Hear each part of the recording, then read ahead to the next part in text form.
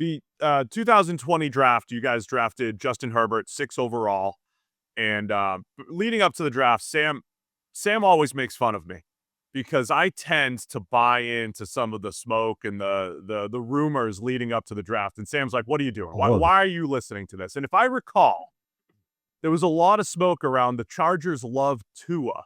That's what I think I remember hearing, and I need to get to the bottom of this, right? So Joe Burrow goes 1, Tua goes 5 to the Dolphins, Herbert goes 6. Where did you have Herbert on your final rankings, and should I have bought into the hype for Tua and the Chargers? Well, no, we liked Tua a lot. So that was right. I wouldn't call it hype, but we certainly liked him. Um, that was an interesting draft just because that was the COVID draft where, everything was shut down. We were all at our houses individually, trying to, from mid-March through the draft, doing everything remotely, meeting through Zoom. And with that draft, the year before, we had thought Justin as a junior was going to declare for the draft. So we had done everything on him with anticipation he was going to declare because we knew even when I took the job in San Diego before we moved to LA, when we had Phillip Rivers, I wanted to make sure we had a plan at quarterback that was seamless. So the thought was we'd like to draft a quarterback and let him sit behind Phillip. And then when Phillip, because we knew Phillip was, at the end of his career, he was still playing at a high level. I want to make sure there wasn't a big gap. When there's a big gap, then usually that GM isn't going to be there anymore. We could never find that right time to draft the quarterback.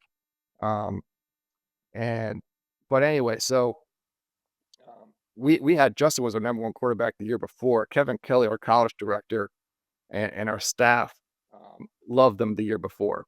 So we knew going into his senior year, like he was one of our top guys, if not the top guy. And Anthony Lynn was the head coach at that point. Anthony really wanted a quarterback with mobility that could move.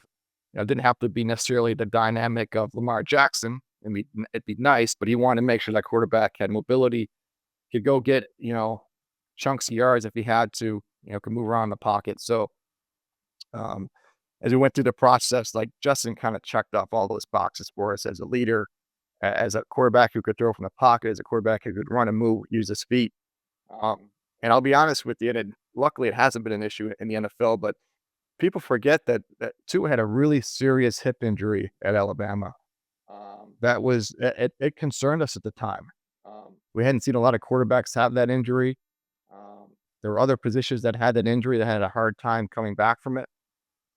So that was a big factor for us. And you're taking, your franchise quarterback that high in the draft. I'm trying to, mitigate my risk. And injury is a big part of that. Now, luckily, as far as I can tell, he's had no issues with that hip in the NFL. But it was an issue for us at the time, just trying to make sure, we get a long-time durable quarterback. And for us, you try and take the biases out of it. But when you're a team on the West Coast and you have a quarterback on the West Coast that, inherently, a lot of the top people are, college director, the player personnel director, myself, we saw a lot of Pac-10, Pac-12 football. So we saw a lot of them. It's no different than when we were with the Colts. Bill drafted a lot of players from the Big Ten because Bill went to a lot of Big Ten games. You would, between IU, Purdue, driving over to Illinois, you saw all the Big Ten teams come through. Well, same thing here in LA. I mean, a lot of USC, UCLA games I went to. I'm watching the Pac-12 come through. Quick flight up to Palo Alto. Go to Arizona State. So felt like we just knew him really well. Thought he fit. Anthony Lynn was a huge proponent of Justin and his skill set, and so glad we took him. obviously the decision got made for you when Miami took Tua one spot ahead. But if they'd both been on the board, which guy would you have drafted? Still Herbert? Yeah, he was a bet when we added everything up. Like I said, I was concerned. I'm always concerned about the medical part of it, about how long this player can play, and then the fact that our head coach too was thought he was a better style fit. Yeah, so Justin was going to be the guy. Now I also knew, from a lot of work, even though it was a COVID draft, by at least 3 or 4 days before the draft, I felt like 99% the Dolphins were taking Tua from the people I talked to. You never 100% know. I thought I talked to the right people. So I kind of knew that was going to go anyways, but Justin, I felt stylistically was going to be a good fit for us. How do you sift through that noise? Like, who are you talking to on that? Is that internal? Is that friends around the league? How do you get that good information before the draft? It's so hard. It is so hard. Everybody has agendas.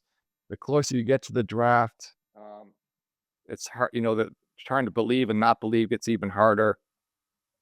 You have to sift through a lot, so you rely really on people that you know really well that can give you unbiased information, which is still hard. I'm not going to give up who I talked to, but it was about as good of information as I could get. But even at that point, I'm still making concessions to try to figure out if that doesn't happen. Because plus the closer you get to the draft, like your mind starts playing games with you. Like I'll look up at the draft board, the week before the draft, and all I see are what those players can't do, which just bothers me. You want to look up and see players and think about in your head what they can do, and it's just you play some mind games. It's a long process, and then there's just so much noise leading up to the draft, and you can say it, just tune it out, but it's hard. It's just hard to tune it out. But I take all information with a grain of salt, and you try and get enough cross-check information and make good, solid decisions. But look, a lot of stuff I hear is the same stuff that you guys hear. But like I said, you've got to be prepared for any scenario, no matter what you may hear, what you may think. Thanks for watching all the way to the end of our video. For more great content, click here to subscribe and here to watch another video. We'll see you again soon.